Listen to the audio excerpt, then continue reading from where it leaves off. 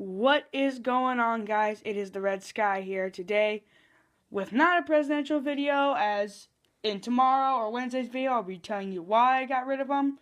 But today I'm going to be ranking all the Star Wars movies, including Rogue One, so spoilers, but I will have an area where you can skip over where Rogue One is to the next one so you don't have to hear the spoilers in the movie. But this is based on personal opinion, not national, but not about polls. It's not about what other people think. It's purely what I think. Now, there are going to be some movies in here that you think should be at the top. You can put your Star Wars list wherever you want in the comments below. Like, you can have, let's say you can have Rogue One at the top and have something else at the bottom. But it's whatever you want to do. Alright, before we begin, I would like to see if we could get this video to 3 likes. Well, let's begin. At the very bottom of the list, at number 8, we have Episode 2, or Attack of the Clones. Now, don't get me wrong, all the Star Wars movies are good.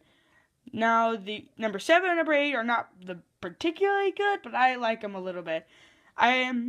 Episode 2, it's too long for a movie that doesn't have a whole lot of stuff in it. There's not a lot of things that go on throughout the movie, and they just made it way too long. But the things I do like about it are the Geonosian Arena. That was a really good thing. I was really good with the entire battle down there. And I also really liked how we start to look at Anakin's transition from the light to the dark side. And I thought that was really good. And Christopher Lee did a great job playing Count Dooku in both Episode 2 and Episode 3.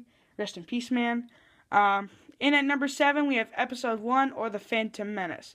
Now, don't get me wrong, The Phantom Menace is a good movie. I like it. It's not my favorite, but I do enjoy it. I liked Liam Neeson as Qui-Gon. I like Darth Maul.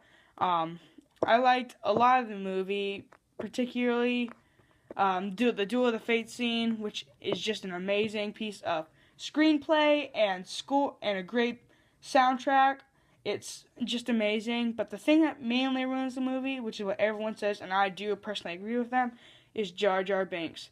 Now, Jar Jar, there's so many things that George Lucas should have critiqued about him, as he is just terrible. They could have had him just to be like a regular character, but no, they had to have him for comic relief, which probably wasn't the best idea, because Star Wars isn't usually about comic relief or funny stuff, even though there are a couple funny jokes here and there, but it's not throughout the entire movie like Episode 1 did. Now, my number 6 spot, this is going to be as a surprise to you all, but we have Episode 5, The Empire Strikes Back. Don't get me wrong, everything from here up I really like. They're the best of the best. But Episode 5, it had the very beginning scenes were amazing, especially the battle on Hoth, and the most iconic movie line ever, Luke, I am your father. The thing that puts it so low on the list is, well, what can I say? It's the whole betrayal thing, and how Lando decides to betray Han, who is his best friend.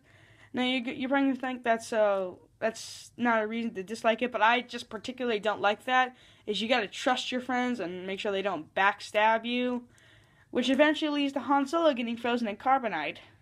Fun. But Lando does redeem himself with helping destroy the second Death Star. Alright, and at number 5, you have Episode 4, A New Hope. Now, it's the first in the beginning, so there's going to be a couple flaws here and there, which don't put it at the very top of the list, but it is really an amazing movie. The very first scenes, those iconic scenes where they're all at the door and the stormtroopers bust through the door and they have that whole show off. And also the trench run, that was really good, and the escape from the Death Star. It was all amazing, and I love watching it every single time. But the thing that puts it so down low on this list is I'm a diehard Obi-Wan Kenobi fan. Obi-Wan Kenobi is he's one of the best Jedi that is in the entire Star Wars universe. And I really hate how they just kind of killed him off in the movie. Even though he does come back as a Force ghost, which is good in the rest of the films, and his voice in episode 7. But when they killed him off, I didn't like it. It's because when you like a character so much and then they just kill him off, cough cough, episode 7, it's kind of like, why?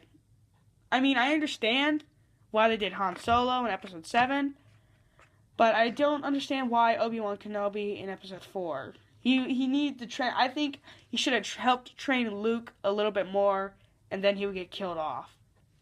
Right? And number 4, we have Rogue One. Now, I'm gonna tell you, Rogue One is an excellent movie, even though it's just come out. It's great. I especially like the ending of it, which I will talk about in a minute. But I'm gonna give you guys 3 seconds to skip ahead to number 3. So I'll give you 3 seconds starting now. Alright, you should have seen where to skip to, and now let's talk about Rogue One. Rogue One was excellent. I kind of expected the ending where they killed off all those where they killed off Jyn or so and the rest of them. I expected that, but it's also not that good of an ending. You should have kept at least one of them alive. But the thing that puts it lower on the list is I don't understand. Because the Death Star is only able to destroy parts of the planet because it doesn't actually destroy the entire thing. And then what we know is that it ends off right where episode 4 more or less begins. So which means within that maybe couple hours range, they're able to upgrade it to it can fully destroy a planet, which I don't see is I think that's kind of weird. And that's why it's more or less lower on the list. Alright guys, we are now at number 3. If you skipped, don't worry. All I just said was basically the ending of what I didn't understand about it. But at number 3, coincidence, we have episode 3, Revenge of the Sith. This is the best of the prequels. I loved this movie. It was amazing. It used to be my number 1 until I watched the other 2 that are at the very top some more. But the General Grievous duel, the battle over Coruscant, Anakin versus Obi-Wan, the Chancellor versus Yoda. Amazing, utterly amazing. The thing that puts it so low on the list because it was rated PG-13. It was the first one to be rated PG-13, but also because Anakin more or less just killed off Count Dooku so easily, and we only see him for maybe a total of 10 to 15 minutes of screen time. Don't quote me on it, but he just killed him off so quickly. And it's like, you could have just given him a chance instead of just listening to the Chancellor, which probably doesn't sound like a good idea. But that's it for that one. And our number 2 spot, well, after you hear this one, you're going to know what's number 1. At number 2, we have episode 7, The Force Awakens. Where do I stop? It's a great movie, truly. We're going to start the very beginning of the movie, the village scene, when they take the Falcon, rescue Chewie, and then find the Falcon, the First Order's weapon being tested. It's all purely amazing. I think it's one of the best films. I'm not gonna say in the years, but I think it is one of the best films that have been created in a very long time. But the thing that puts it not at number 1 is when they killed off Han Solo.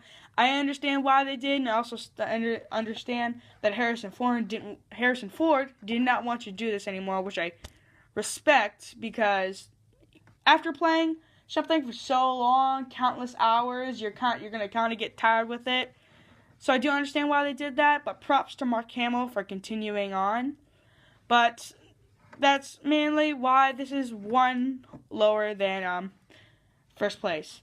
And in number 1, if you do not know already by listing everything and looking, we have episode 6, Return of the Jedi. Utterly amazing. It's at number 1 for a good reason on my list. It's an amazing movie. It tops everything. I absolutely love that movie. Jabba's Palace, the sail barge, the second Death Star, Endor, the cute little Ewoks, the final duel, the celebration, the Force Ghost, everything is amazing about it. I especially love Luke versus Vader when Vader more or less triggers Luke into going ballistic, and that film score. Oh my god, that is just amazing. Every time that scene plays on my TV, I rewind it every single time so I can listen to that again. That is just amazing.